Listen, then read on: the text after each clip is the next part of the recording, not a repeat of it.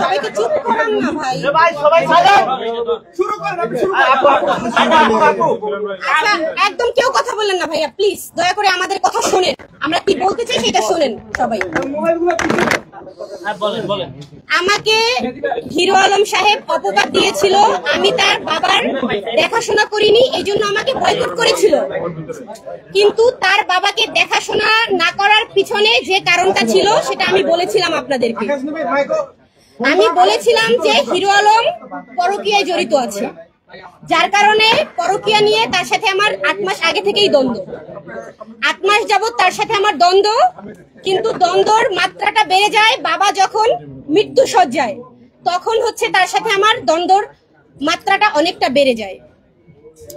আর পরকীয়ার যে কথাটা আমি বলেছি, সে বলেছে প্রমাণ নিয়ে কথা বলতে, প্রমাণ নিয়ে কথা বলতে বলেছে, তাই আমি আপনাদের সামনে প্রমাণ হাজির করেছি। এই হচ্ছে সেই মিথিলা, যার সাথে তার গত 8 মাস যাবত সম্পর্ক। আমি যতটুকু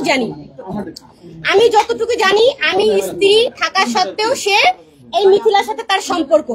মিথিলার কাছ থেকেই শুনেন, সম্পূর্ণ কথা মিথিলার কাছ থেকে আপনারা এখন শুনে নেন। মিথিলা, আপনার পরিচয় বলেন। আপনার পরিচয় বলেন। জোরে বলেন, আপু জোরে বলেন, জোরে।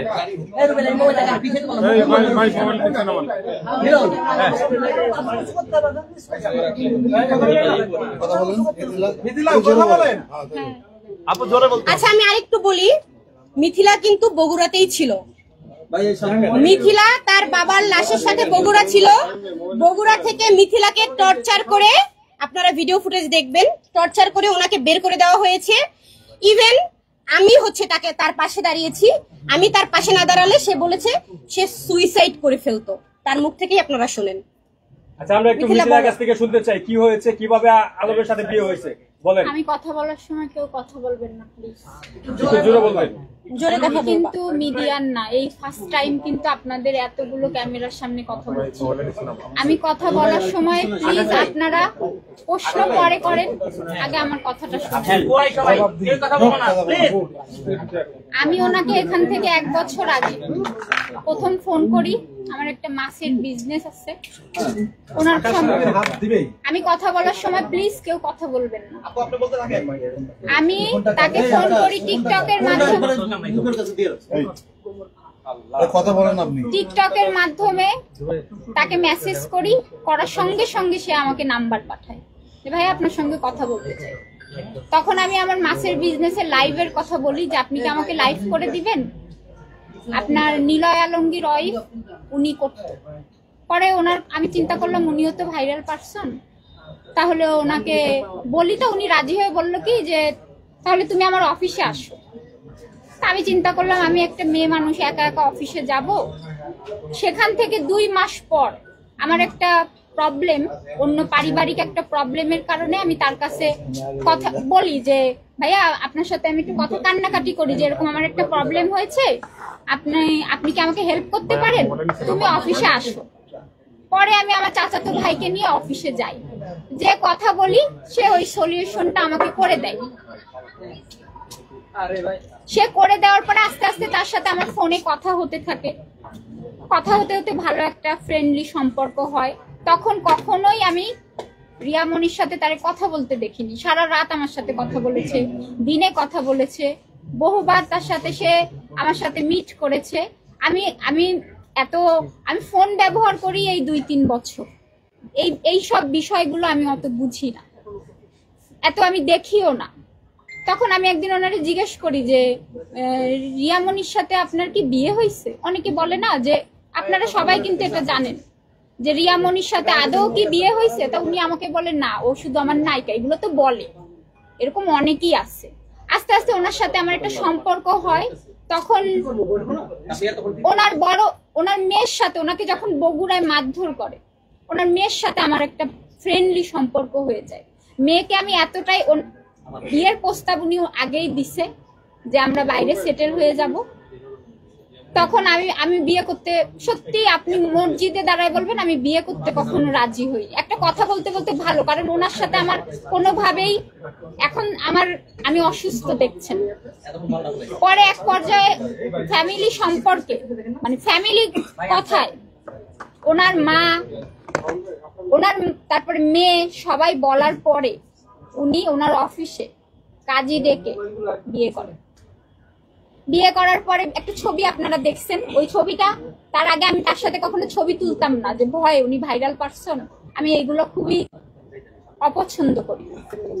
পরে তখনও কিন্তু রিয়ামনির সাথে তার কোনো ঘনিষ্ঠতা আমি দেখি না, আমি মসজিদে দাঁড়ায়। পরে উনি তো নামাজও পড়েন না ঠিক মতো, ওনার কথা কতটা আপনারা বিশ্বাস করেন জানি না। পরে ওনার সাথে আমার বিয়ে হয়। বিয়ে হওয়ার পরে আমরা এই মহানগরেই কিন্তু সংসার করি, 3 মাস না 2 মাস সংসার করার পরে উনি আমাকে বলে কি আমি তো মিডিয়া পার্সন, এখনই এটা ফ্ল্যাশ করা যাবে না। এই আস্তে আস্তে রিয়ামনির সাথে ওনার আমি দেখি, যখন মনে করেন পুরোপুরি আমি ওনার প্রতি দুর্বল হয়ে গেলাম, তখন আস্তে আস্তে আবার রিয়ামনি। অল্প একটু যোগ করবেন, সেটা হচ্ছে যে প্রেমের প্রস্তাবটা কে আগে দেয়, আপনি দেন নাকি হিরো? অবশ্যই সে কথা, এটা কোনো প্রেমের প্রস্তাব না, একটা মানুষের সাথে কথা বলতে বলতে ভালোবাসা হয়ে গেছে। সে এমন কোন ব্যক্তি না যে তাকে আমার প্রেমের প্রস্তাব দিতে হবে। পরে আমাদের বিয়ে হয়, এটা গোপন থাকবে। উনি ওনার বাড়ি পাঠায়, আমার সমস্ত ফার্নিচার নিয়ে পাঠায়, বলছে সবাইকে যে সবাই জানবে আমি তো মিডিয়ার, এখন যদি এটা ফ্ল্যাশ হয় তাহলে আমার ক্যারিয়ার প্রবলেম হবে, তুমি তো আমাকে অনেক ভালোবাসো, এইটুকু পারবা না? হ্যাঁ পারবো, কেন পারবো না, তুমি যদি ধৈর্য ধরো সব ঠিক হয়ে যাবে। আর এই কথাটা উনি বারবার বলতো যে রিয়া হচ্ছে আমার মিডিয়ার, তুমি হচ্ছে আমার ঘরের। তার বাড়ি আমার নিয়ে রাখে, বাড়ি রাখার পরে এক পর্যায়ে রিয়া, একদিন আমি তাকে তার মেয়ে কান্নাকাটি করছিল, দাদির সাথে ঝগড়া হয়েছে, আমি বলছি কি এরকম মেয়ে কান্নাকাটি করলে আমি কিন্তু এখানে থাকতে পারবো না। তখন এই মেসেজটা রিয়া পেয়ে যায়, ও কোরআন শরীফ ছুঁয়ে বলুক, এই মেসেজটা পাওয়ার পরে ফোনে ওর সাথে আমার বোঝে নিত, সেও আমাকে অ্যাটাক করে, আমিও করি, দুইজন কথা কাটাকাটি আমাদের হয়। পরবর্তীতে ও জানার পরে ও কিন্তু বগুড়ায় যায়, যে আমাকে দেখে। তারপরে আলমের সাথে ওর আমার রূপটা আস্তে আস্তে, আমার কিছু কিছু কথায় আমার খারাপ লাগে, যে আমি একটা কথা ওরে বলতাম, আমি কিন্তু ঘাড়ে উঠে যাওয়া মেয়ে না, আমি লক্ষ টাকা খরচ করে আমার ঘরের, আপনি মহানগরে যে বাসায় ছিলাম শুনবেন, বলতো কি এত ফার্নিচার একটা ঘরে থাকে, ওর পুরো ডুপ্লেক্স বাড়ি ভরে গেছিল। মহানগরে বাসা ভাড়া নিয়েছিল, আমি বলেছিলাম, আপনারা বিশ্বাস করেন। পরে কি হয়েছে, আমার কথাটা আগে শেষ করব। পরবর্তীতে ওখানে আমি মানে মেন্টালি ভাবে আমি মেনে নিতে পারিনি খারাপ ব্যবহার, যখন ওর সাথে মিডিয়ায় কাজ করা লাগে, ওর সামনে আমাকে গালি দেয়, পেছনে আমাকে সোনা পাখি ময়না পাখি বলে এটা না, আমি মানে টর্চারিংটা আমি নিতে না পেরে আমি ঢাকা ব্যাক করলাম।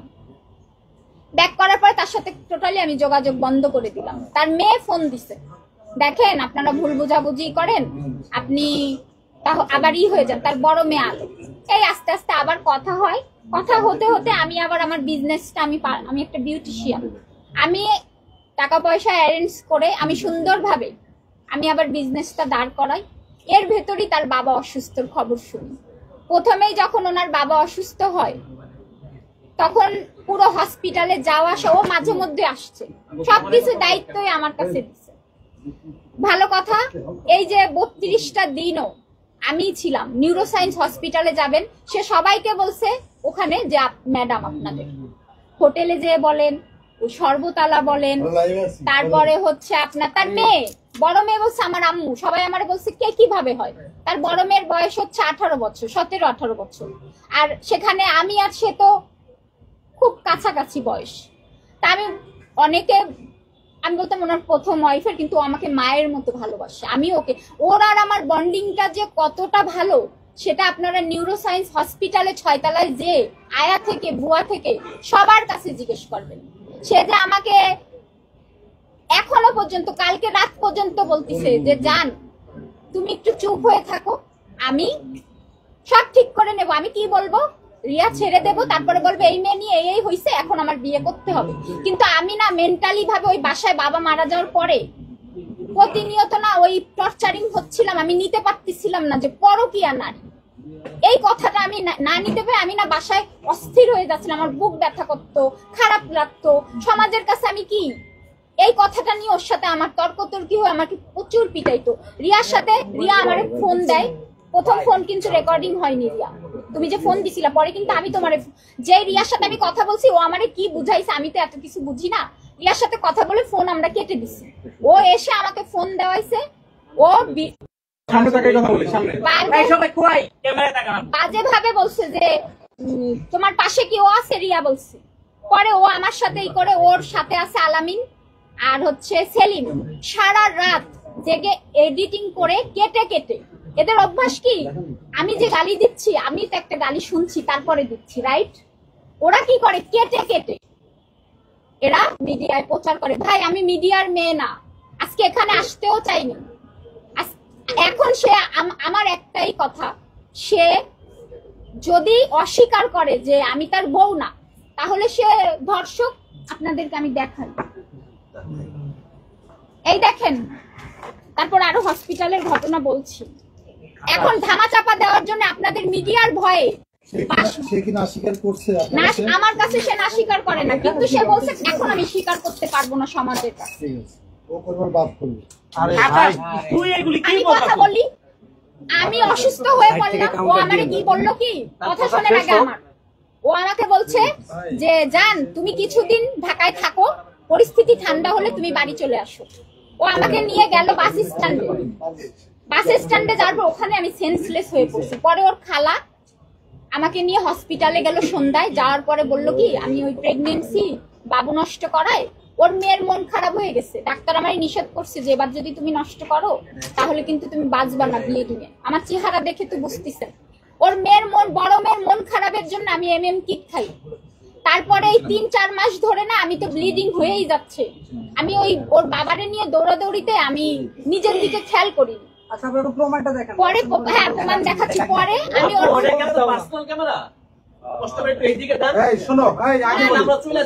বুঝি না, আমি এইভাবে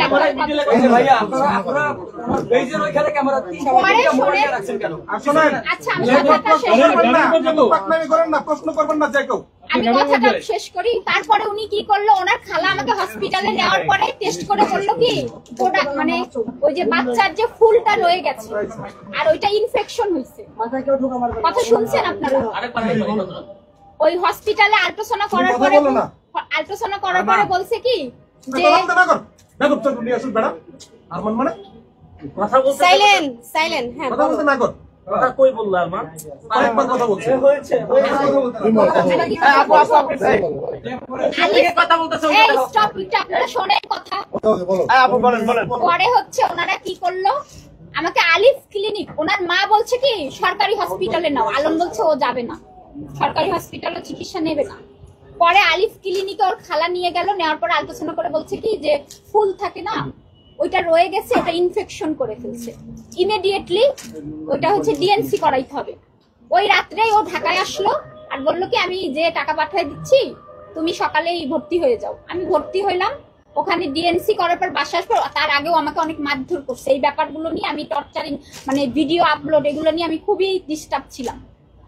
আমার এখানে মারা, মাজায় মারা, পিঠে মারা, ওর মাটা সবার সামনে। ওদের এখন একটাই গায়ে জ্বালা, ওর মা ফ্যামিলির সবার, যে আমি একটু সরে যাই, কারণ তাদের ছেলেকে এই ব্যাপারটা নিয়ে ওকে ব্লেম দেওয়া, এই ব্যাপারটা নিয়ে হচ্ছে তাদের ছেলেকে বাঁচাইতে হবে। কিন্তু আমি তো একটা অসুস্থ, আমি আসার পরে আমি ঘুরে ঘুরে পড়ে যাই। তাদের অ্যাটেনশন ছিল রিয়াকে দোষারোপ প্রমাণিত করার। তারপরে শোনেন, ও আমারে বললো ও ঢাকায় চলে আসলো, হসপিটালে ওরে নিলে একটা হই হই হবে, আমি সব মেনে নিচ্ছি। হসপিটালে যাওয়ার পরে এই দেখেন আমার ওষুধগুলো আমি খাইও নি, এখনো খেতে পাচ্ছি না, খাবারই খেতে পাচ্ছি না। 10-12টা করে ওষুধ আমি কিভাবে দিই? ওখান থেকে আসার পরে আমি ঘাড় উঁচু করতে পারি না। তার মেয়েদের ব্যবহার খুবই খারাপ, যে কোনো বিষয় আমার সাথে খারাপ ব্যবহার। এক পর্যায়ে আমি যেদিন চলে আসবো, ওনার বড় মেয়ে আমার গায়ে হাত দেয়। এই কথা ওরে যে আমি ভালোবাসি, পুরো নিউরোসায়েন্স হসপিটালে বলবেন। এই যে এই দেখেন,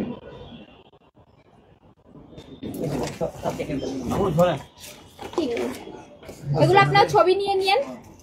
এই যে দেখেন আলম, আর ওখানে আপনি আলিফ ক্লিনিকে যে সিগনেচার ওর বড় মেয়ে করছে, ও তো চলে আসছে ঢাকায়, আর ওর খালা সিগনেচার করতে পারে না, আলো সিগনেচার করছে যে মেয়ে।